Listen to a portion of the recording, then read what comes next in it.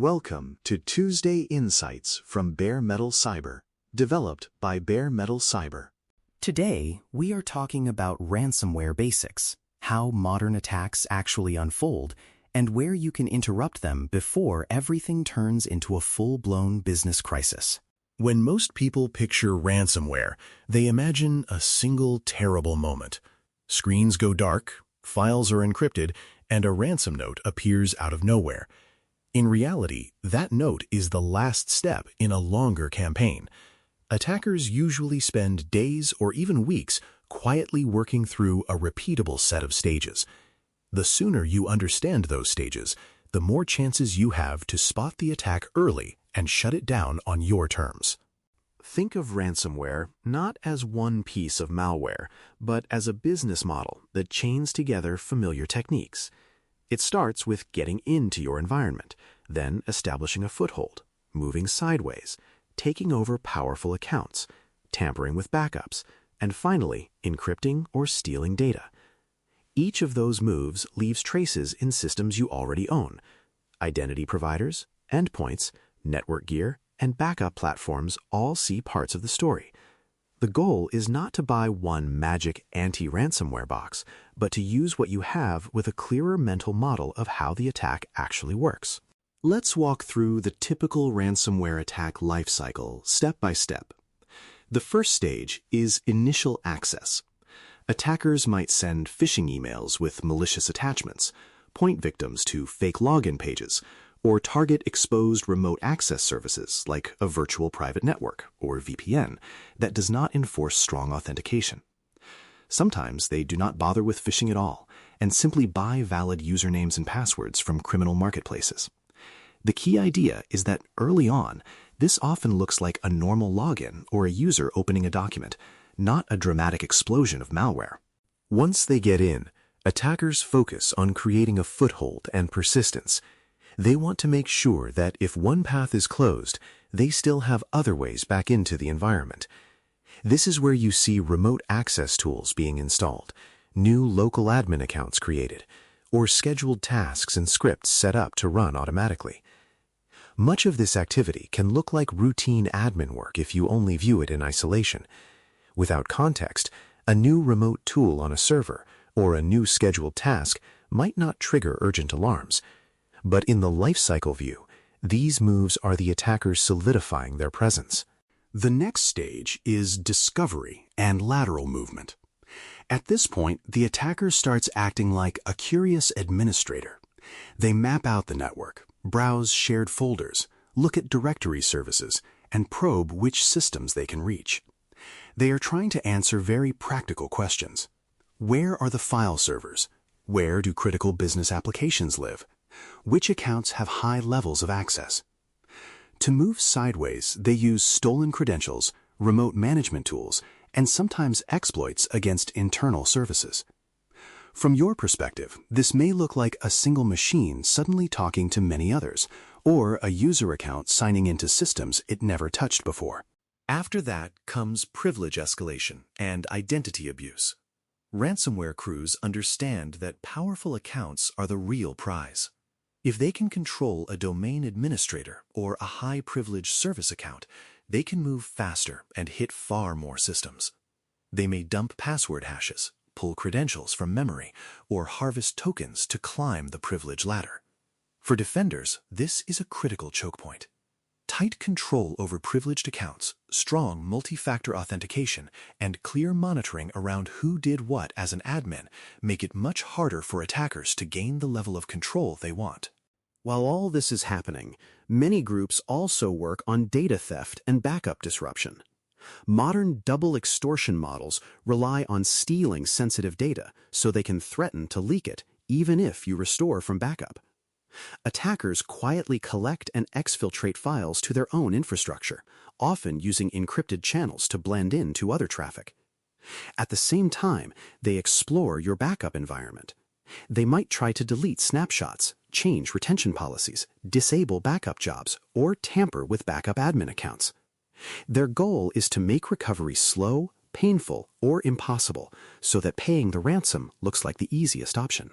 Only when those pieces are in place do attackers usually move to the final encryption stage. Often this happens during off hours, such as at night or over a weekend, when fewer people are watching. They deploy the ransomware payload broadly, encrypt files across servers and workstations, and leave ransom notes behind. From the organization's vantage point, this is when the incident finally becomes visible.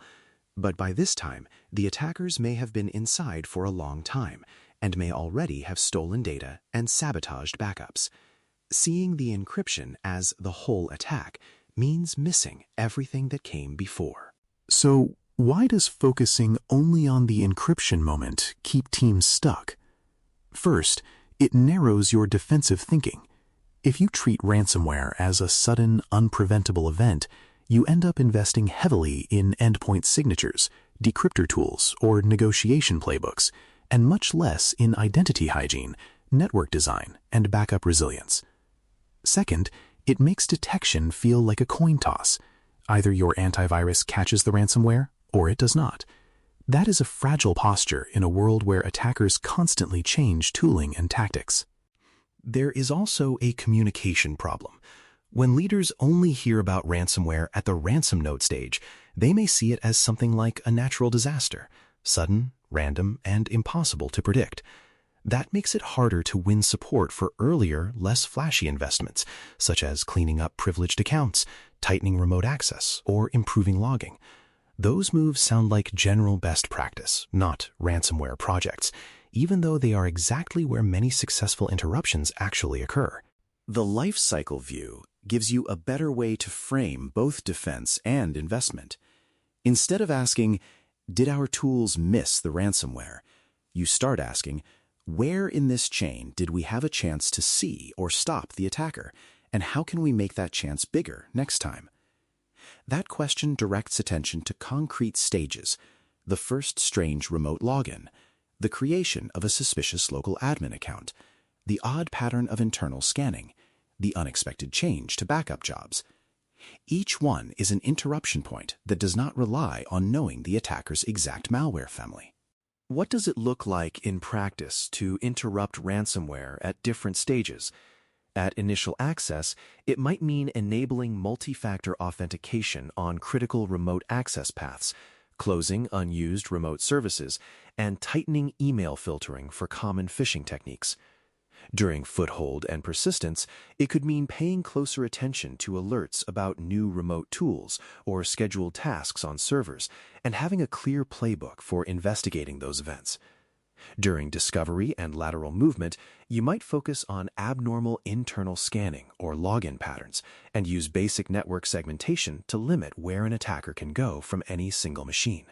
For privilege escalation, interruption means strong control and monitoring of admin accounts, reducing the number of always-on superusers, enforcing just-in-time elevation, and logging admin activity in detail all reduce the attacker's room to maneuver.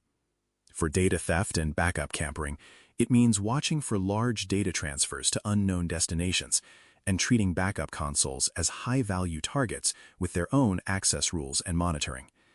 Even at the encryption stage, simple rules that detect mass file changes or strange encryption behavior can trigger automated isolation of affected systems and prevent a complete environment-wide event.